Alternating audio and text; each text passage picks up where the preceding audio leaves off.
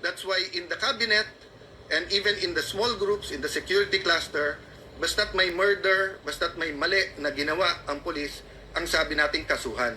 Ang proprotektahan lang po yung mga legitimate na operations. So I will not elaborate there now. I have a couple of appointments at napakarami yung sinabi, but maybe a challenge. So sabi sa di ba, sa ICC, dun muna kayo sa sa country.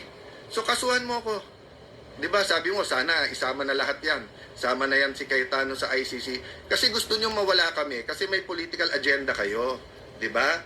May political agenda kayo nangarap na kayo mananalo presidente nyo, mananalo si Vice President Lenny, mananalo ka senador, then ikaw susunod na Vice President, or kung ano man yung mga pangarap nyo. Pero hindi nyo matanggap that people choose Di ba?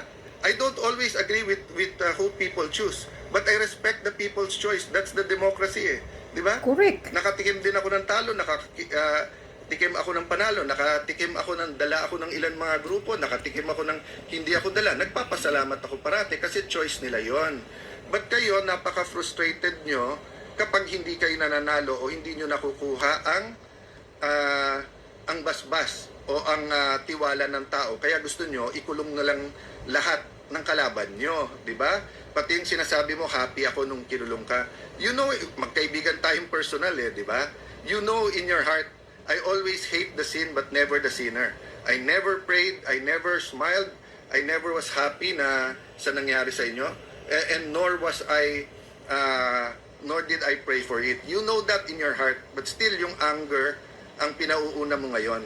So let me finish or conclude by saying this. There's so much confusion. We're here not to play politics or to blame anyone. We're here to sort this out. Ano ba ang tamang batas?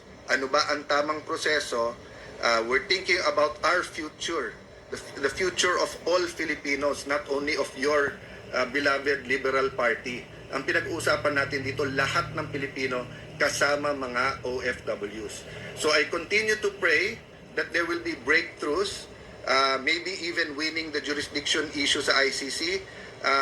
And I think this will become an international incident because the other countries now will start looking at their own laws kung pwede bang damputin na lang sila tapos i-export na lang sila sa ibang bansa. So, sayang, chance sana ng immigration to, di ba? Yung minsan napipintasan sa pag-offload. Sana in-offload nyo na ang dating Pangulo.